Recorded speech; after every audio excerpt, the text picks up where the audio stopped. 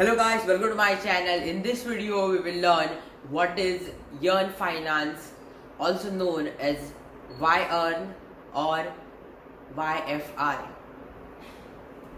Before starting this video, don't forget to click on the subscribe button and also the bell icon to receive the latest updates in your notification bar. Decentralized finance, better known as DeFi, has seen parabolic growth as the yields provided by protocols have exploded higher.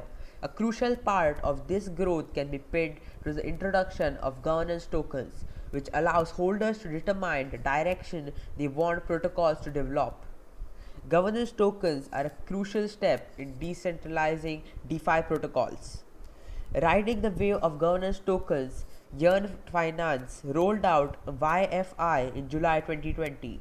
It quickly captivated the cryptocurrency space as it proceeded to rally from $3 to $30,000 in a month. Before we get into YFI, it's worth giving some context about Yearn.finance, also referred to as Yearn. Launched by Andre Cronje in early 2020, Yearn.finance is an Ethereum-based protocol focused on providing its users with access to the highest yields on deposit of Ether, stablecoin, and altcoin. Andre Cronje is a South African financial technology developer who was motivated to build Yearn.finance after he found inconsistency in the yields offered by different DeFi applications. After suffering an exploit shortly after the launch, Cronje overhauled the protocol to provide users with a new suite of products.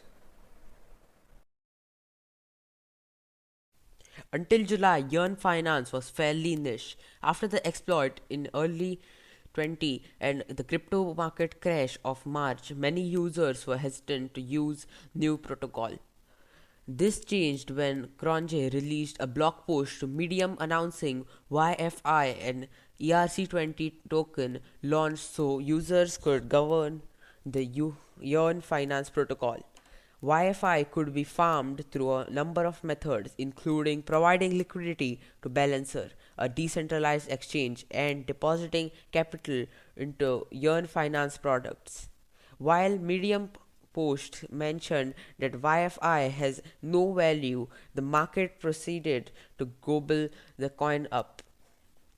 After starting trading at $3 in Balancer pool, the cryptocurrency skyrocketed as investors saw value in governing Yearn.finance, which began to gain dozens of millions in deposits. Shortly after the launch, the community settled on 30,000 coins maximum supply, obtaining to keep YFI instead of allowing it to inflate further. Users that dissatisfied with the decision forked the project, creating a fork now known as DeFi.money or YFI. While YFI was crucial to Yearn.finance in that it generated deposits and attentions, the coin also had another purpose: to decentralize development and control of the protocol amongst users. The farming mechanism allowed any user, whether they had $100 or $1 lakh, to earn YFI at the same per time and at same cost. This means that any user could acquire YFI to influence Yearn.finance. Since YFI launch, a comprehensive governance token has launched where token holders can vote on various decisions proposed by community members. Decisions that have been made thus far include the hiring of members of marketers and developers, the addition of certain strategies to votes. Holders have also made the crucial decision to provide YFI holders with access to the portion of protocol profits. Fees implemented within Yearn.finance products accrue to the treasury, which subsequently distribute between YFI holders and the team.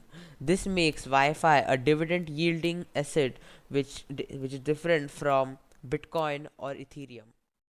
YFI is not without its challenges because Enrique Ronje was the mastermind behind Yearn.finance and YFI so long, investors are watching his move with keen intent. This means that if he takes some time off, many may see as blow to YFI.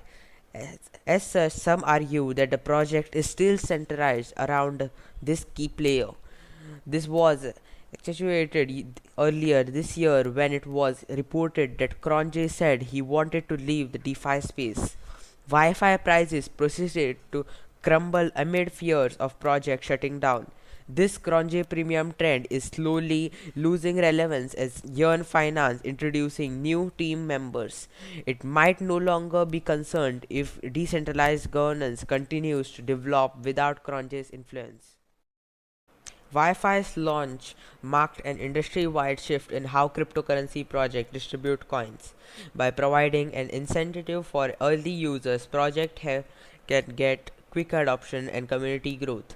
This ties with the concept of skin in the game, which suggests that those that have a monetary or emotional stake in the investment will do what they can to allow it to succeed.